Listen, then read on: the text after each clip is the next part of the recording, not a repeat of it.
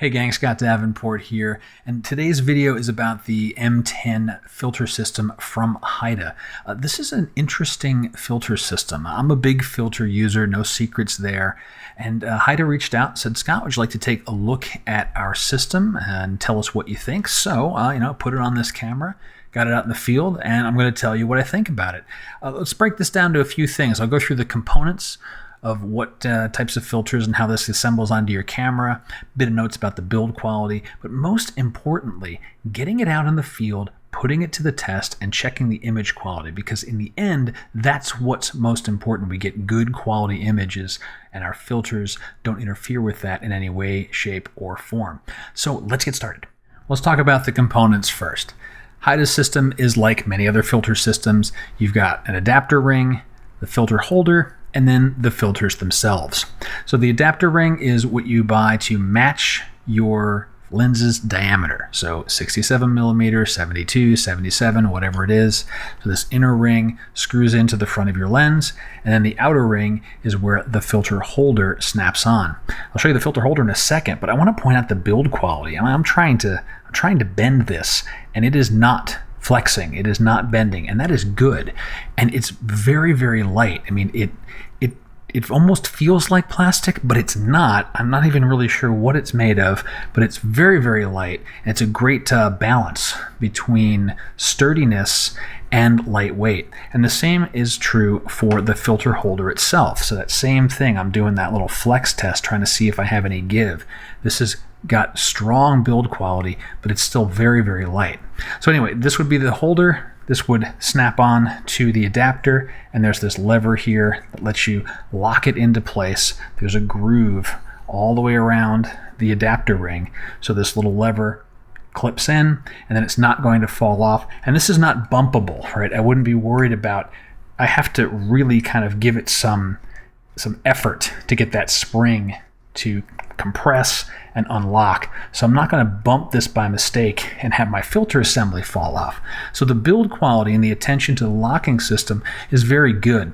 Let me get this on the camera and let me show you the filters themselves. Well, so here's the adapter ring and the holder on my camera. And there are two different kinds of filters you can add in. There is like a cartridge system. There's a slot in the back of the holder where you can slide in a polarizer, a 4-stop, a 6-stop. They sell a variety of different density filters. And then in the front, you've got a traditional square holder. So this is a 100 millimeter square. I can slide in a 100 millimeter square filter. And in the case of the kit that I have here, I've got a polarizer and a 4-stop for the back part of the holder, and I have a 10-stop piece of glass for the front. So I can combine these in any way that I like. Let me grab the polarizer and just show you. It slides right in like that. It's clipped in. There's my polarizer. There's a dial on the top. I'll show you all this stuff because I'm going to get you out in the field with this so we can put it to the test. And if I wanted to add in additional glass, I have space to slide in any 100 millimeter square lens filter that I want. So it's a really nice, interesting system. One thing I do want to point out is with this cartridge system, they also include kind of like a blank. So if I only wanted to use, say, a piece of glass on the front, this open space here, I get to fill that in. So it just covers up. It doesn't allow any light leak to come in. So that's a nice touch. It just, part of the system, you get it to prevent any light leak from coming in if all you want to use is more like a traditional type of glass. So let's get this stuff out into the field. Let's do some tests with it and see how it performs in the wild. All right, well, I've got everything on, adapter ring, and then the assembly itself, the M10 holder. I've slid in the polarizer, and it is really nice to have this access to just rotate the polarizer. I mean, I can even see it working here, looking through the back of the lens, into the lens. I'm gonna work with the polarizer and a 4-stop today, and just get some nice drag on this water, test out to see how the reflections are managed. Look for any color cast in the filters, but I'm expecting good things, so let's get to work. All right, let's get some polarized shots. I got a lot of glare coming up off the wet rocks here, so easier for me to see that through the EVF. Let's take a look here, and I'm gonna rotate the polarizer. So I've got complete glare. Oh, that is looking horrible. But we're gonna take that photo there. Now I'll rotate the polarizer so that I'm cutting all that glare out. Let's see how this does. looking much nicer. I'll take that shot right there. And let me show you a nice feature of the M10. All right, I'll take the after. I'm polarized. But now I can just rotate the holder in the adapter ring 90 degrees without having to rotate the polarizer. It's kind of like locked but floating in the adapter ring, so that's kind of a nice feature there. I like that. I'm going to drop the 4-stop in now. Very easy replacement since the backside of the filter holder is just slide-in modules. And this is going to be a nice drag on the water. I want to see how well the filter does, number one, with like the automatic, is it 4 stops? Do I get the expected amount of drag? And then number two, does it have any type of color cast? So let's grab a few shots. Well, after shooting with the 4-stop and the polarizer, pretty happy with the results that I was experiencing in the field. I'm going to take a look at them here in the computer and really pay attention to crispness, did we lose any sharpness, things like that. But one thing I did want to point out is something I did notice, which is a nice thing, is the way that the assembly just kind of sits farther back, or just kind of, it gets itself out of the way of the front element. So when I had zoomed out to 16 millimeter on this is a full frame camera, a full-on 16 millimeter, I wasn't catching any of the edges of the assembly, which sometimes happens on other filter systems. You get a little bit of vignetting at the corners because you're catching the actual holder in your frame.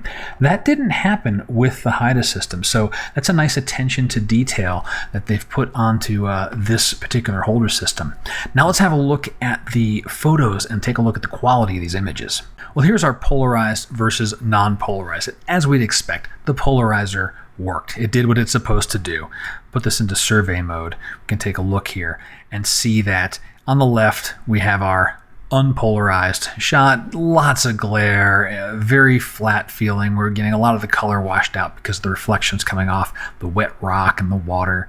And on the right, cutting through all that glare very, very nicely. Zooming in, checking out for like any of the details here. This is very, very crisp. We're seeing all sorts of good detail in that, in both the polarized and the unpolarized shots. So this is all looking just fine. No issues with crispness.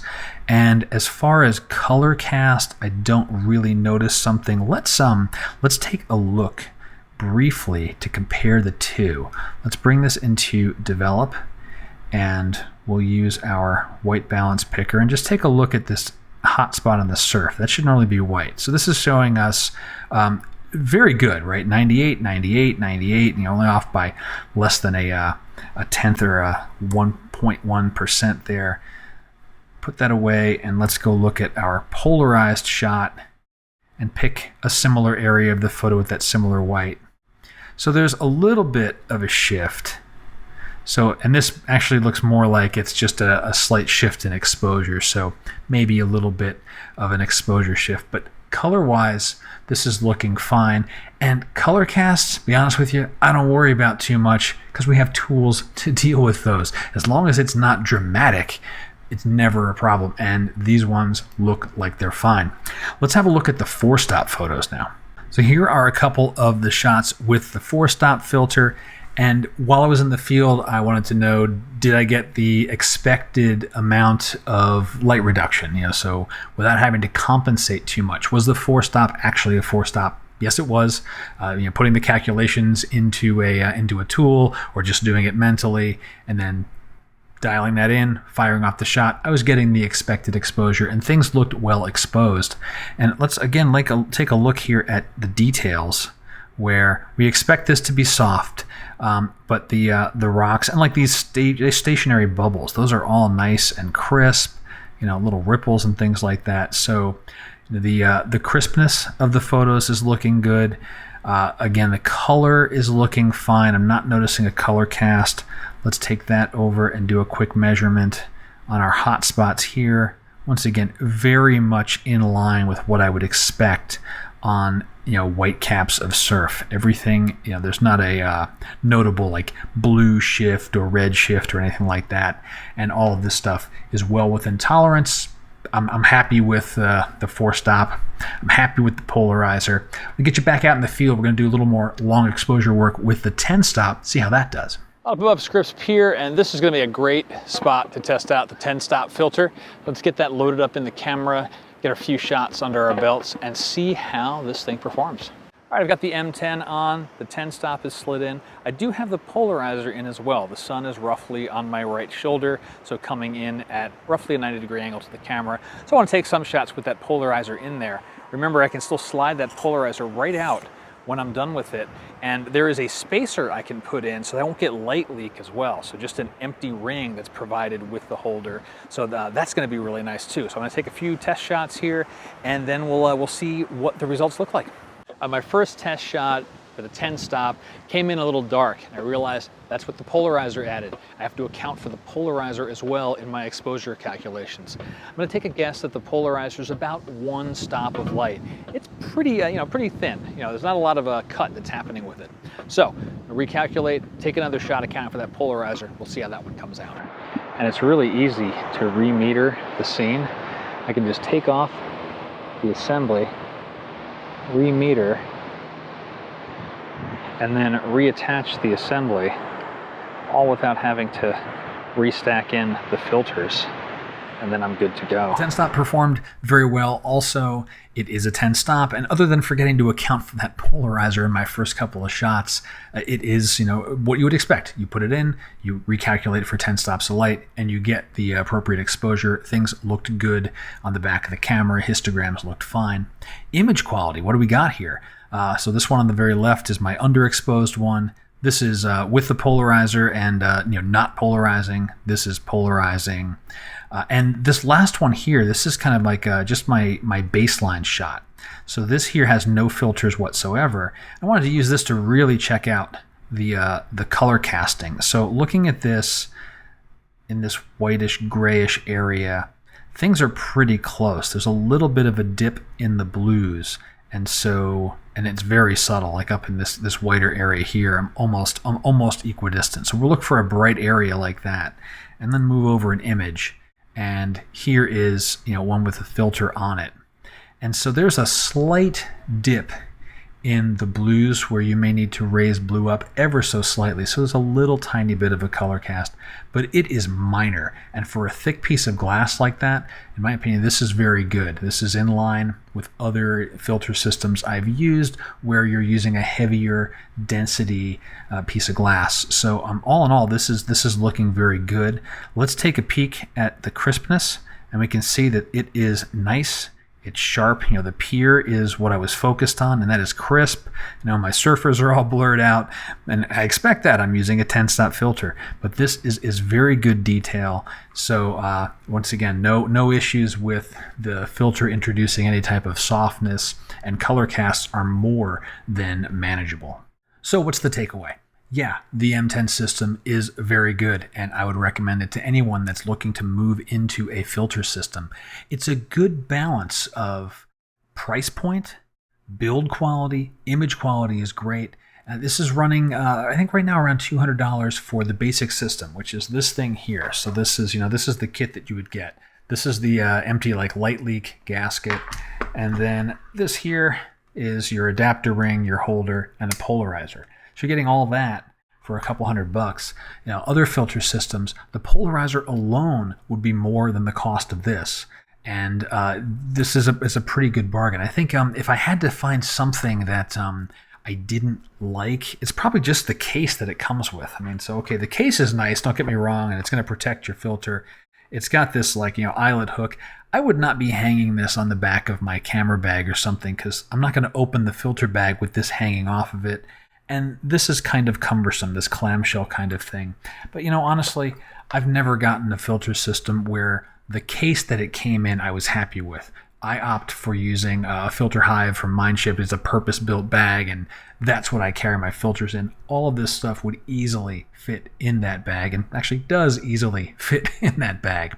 But the things that I do really think that separate Haida from another filter system, the cartridges are very nice. Access to the polarizer with just the rotation dial on the top of that cartridge, and the attention to little things. That red lock where you can't really bump it to have the filter accidentally fall off or anything like that. You have to purposely want to unlock that. and that the filter system kind of just sits a little farther back from the wide-angle lenses. You're not getting that vignetting problem when you're shooting at 18 or 16 millimeter. So all in all, again, if you're looking to get into a filter system, check out Haida, see what you think about it. And if you got other questions about the system that I didn't answer in the video, drop them in the comments below. I'll do my very best to give you an answer.